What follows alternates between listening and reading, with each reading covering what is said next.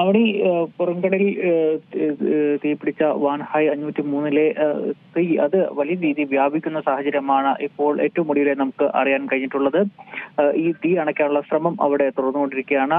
157 കണ്ടെയ്നറുകളിൽ അത്യന്തം അപകടകരമായ ഉൽപ്പന്നങ്ങൾ ഉണ്ടെന്നാണ് ഏറ്റവും ഒടുവിലായി അറിയാൻ കഴിഞ്ഞിട്ടുള്ളത്. ഫോർവേഡ് ബോയിൽ ഉണ്ടായിരുന്ന തീ നിയന്ത്രണ വിധേയമാണെങ്കിലും കപ്പലിന്റെ ഏകദേശം ഡെക്കിലുള്ള 70% പ്രദേശത്തേക്ക് തീ ആളിപ്പടർന്ന ഒരു സാഹചര്യം തന്നെയാണ് ഇപ്പോൾ ഉള്ളത്. ഏറ്റവും ഒടുവിലായി നമുക്ക് അറിയാൻ കഴിഞ്ഞിട്ടുള്ളത് പുക ഇപ്പോഴും ഉടരുന്നുണ്ട്. 2 കോസ്റ്റ് ഗാർഡിന്റെ 2 കപ്പലിൽ തീ നിയന്ത്രിക്കാനായി അവിടേക്ക് വെള്ളം ഫയർ ചെയ്തുകൊണ്ടിരിക്കുന്ന ഒരു സാഹചര്യമാണ് ഇപ്പോൾ നമുക്ക് കാണാൻ കഴിയുന്നത്. അത്തരത്തിലൊരു തീ നിയന്ത്രിക്കാനുള്ള സംവിധാനം അവിടെ നടന്നുകൊണ്ടിരിക്കുകയാണ്.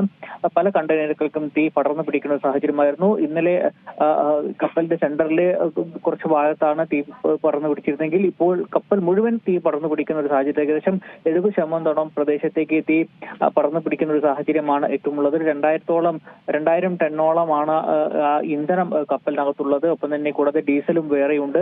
ഇതൊക്കെ വലിയ രീതിയിലുള്ള പ്രത്യാഘാതങ്ങൾ കപ്പൽ കടലിലേക്ക് മുങ്ങുകയാണെങ്കിൽ ഉണ്ടാകും. അതിന് മുമ്പ് ഏറ്റവും അവസാനഘട്ട പരിശ്രമം എന്ന രീതിയിൽ തന്നെയാണ് അവിടേക്ക് ഇപ്പോൾ തീ നിയന്ത്രിക്കാനുള്ള ശ്രമം നടത്തിക്കൊണ്ടിരിക്കുന്നത്. എന്നാൽ പൂർണ്ണമായും അത് വിജയിച്ചു എന്ന് നമുക്ക് പറയാൻ കഴിയാത്തൊരു സാഹചര്യം. കാരണം ഇന്നലെ മുതൽ തീ അണക്കാനുള്ള ശ്രമം ആരംഭിച്ചിരുന്നു. ഇന്നും തീ ആഴി പടർന്നു പിടിക്കുന്ന ഒരു സാഹചര്യം തന്നെയാണ് അവിടെ നിന്നും നമുക്ക് കാണാൻ കഴിഞ്ഞിട്ടുള്ളത്. 157 കണ്ടെയ്നറിൽ അത്യന്തം അപകടമായ ഉൽപ്പന്നങ്ങളുണ്ട്. അതിൽ ഗൺ പൗഡറുകളുണ്ട്. ഒപ്പം തന്നെ തീ പിടിക്കാവുന്ന വസ്തുക്കളുണ്ട്. അത്തരത്തിൽ പല വിലയിരുത്തലും ഇതിനോടകം തന്നെ ഔദ്യോഗികമായി തന്നെ പുറത്തു വന്നിട്ടുണ്ട്. തീ അണയ്ക്കാനുള്ള ശ്രമം തുടരുകയാണ്.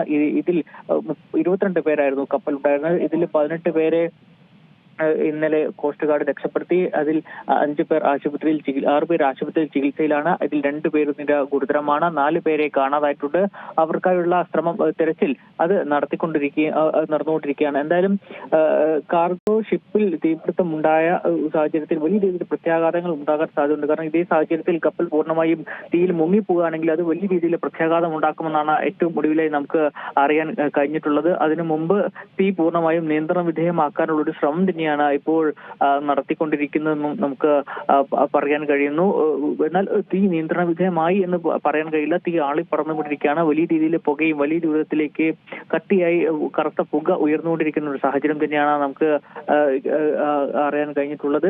അത് നിയന്ത്രിക്കാനുള്ള ശ്രമം അവിടെ തുറന്നുകൊണ്ടിരിക്കുകയാണ്. 2 കോസ്റ്റ് ഗാർഡിന്റെ കപ്പലാണ് ഈ തീ നിയന്ത്രിക്കാനായി ഒരു ഭാഗത്തിന് അത് മുൻപിലും അതിന്റെ മധ്യഭാഗത്തു നിന്നും ഇതിലേക്ക് വെള്ളം അടിച്ചുകൊണ്ടിരിക്കുന്നത്. പക്ഷേ നിയന്ത്രിക്കാൻ കഴിയാത്തൊരു സാഹചര്യമാണ് ഇപ്പോൾ ഉള്ളതെന്നും നമുക്ക് പറയേണ്ടി വരും. ഇന്ധന ടാങ്ക് ആണ് വലിയ രീതിയിൽ ഭീഷണിയായി ഇപ്പോൾ നിലനിൽക്കുന്നത്. കാരണം 2000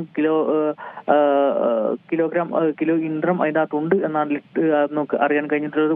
കൂടാതെ ഡീസൽ അതിനകത്തുണ്ട്. ഇതൊക്കെ അപകട ഭീഷണി വർദ്ധിപ്പിക്കുന്നു. അതുകൊണ്ട് തന്നെ ഒരു കൃത്യമായ ഒരു അകലം പാലിച്ചുകൊണ്ട് നിയന്ത്രിക്കാൻ അല്ലെങ്കിൽ ഈ തീ നിയന്ത്രിക്കാനുള്ള ശ്രമമാണ് ഇപ്പോൾ കോസ്റ്റ് ഗാർഡും നേവിയും അവിടെ നടത്തിക്കൊണ്ടിരിക്കുന്നതാണ് ഏറ്റവും ഒടുവിലായി തന്നെ നമുക്ക് പറയാൻ കഴിയുന്നത്.